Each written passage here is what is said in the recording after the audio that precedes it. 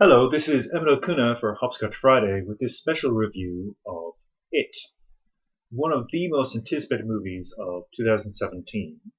It is directed by Andy Muschietti and is based on the novel by Stephen King, a proper doorstopper that came out in the 1980s, and appropriately enough, this is set in that same decade. It is the story of a group of children known as the Losers, who are stuck in the town of Derry, a strange little hamlet where adults seem to look the other way as an increasing number of children go missing. The Losers discover that a creature they refer to as It is targeting children of Derry, preying on their deepest, darkest fears, and then becoming them. The Losers eventually find one another and join forces because together they are more than a match for this cosmic force that disguises itself as an evil clown, Pennywise. I was really excited when Corey Fukunaga was originally attached to direct this movie because Fukunaga did some wonderful work on True Detective.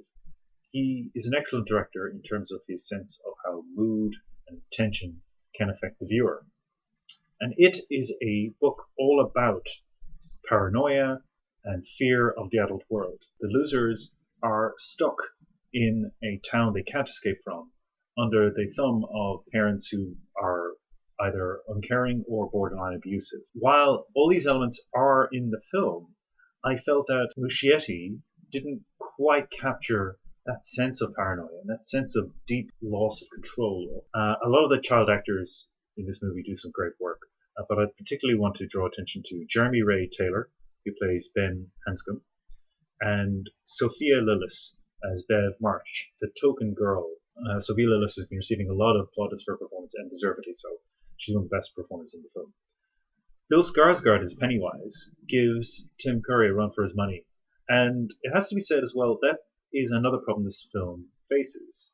Andy Muschietti is not only adapting the work of Stephen King, he is also responding to a television miniseries that everyone remembers, but I wonder how much of what we remember is nostalgia for the VHS videotape leering at us from the shelf of your local store, and whether or not the actual miniseries had anything in it that was worth remembering. On top of that, you also have the tension between Muschietti's approach to the film and what might have been had Fukunaga realized his own script, which is still employed in this movie. I feel that Muschietti is more interested in jump scares and CGI trickery, as seen in his film Mama, than any real interest in developing the sense of foreboding and suspense that this story really deserves.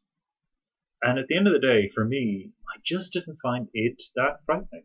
There are occasional shocks and some really gory beats, but overall, I did not have a sense of the children feeling utterly alone. I had no sense of their vulnerability beyond the scenes where they're being chased by it through waterlogged basements or overgrown gardens. It has a very interesting cast. There are some sequences that do make full use of CGI and are quite creative in their own way.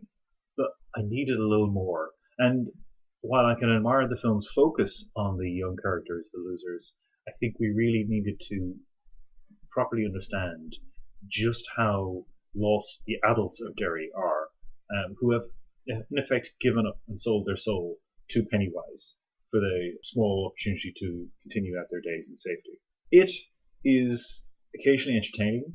There's some good performances, as I said, but if you're looking for the horror classic of this generation, I don't think you're going to find it here. It's more of a retread of action beats that you may remember from the miniseries, with some zero-calorie nostalgia for good effect too. If you really want to get a sense of the 1980s, Stranger Things, actually, and interestingly enough, Finn Wolfhard's presence in this movie as Richie invites that comparison, does that much better. You really get a sense for the time of Stranger Things. Or something like Donnie Darko, which, on top of all its supernatural goings on, had nods to George Bush and Cold War. You really had a sense of the time. Here, I feel as if it's just a reskinned version of 1950s America, and the 80s as a setting is not properly explored. So there's a couple of missed opportunities here, and while it's probably worth a night out, it's not going to be a film that I think is going to stand up to multiple reviews.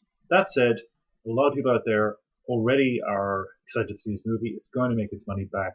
It'll be interesting to see what the word of mouth will be on this once the hype has died down. Anyway, if you enjoyed that, please check out our podcast. This week we're going to be talking to Rob Lloyd about his one-man show on Invasion of the Body Snatchers. And coming up shortly, we'll also have Maura McHugh on to talk about Twin Peaks and her book on Fire Walk With Me. You can find us on hopscotchfriday.com or Twitter on Facebook, Hopscotch Friday, and check us out on iTunes and write reviews if you like the podcast. Thanks very much.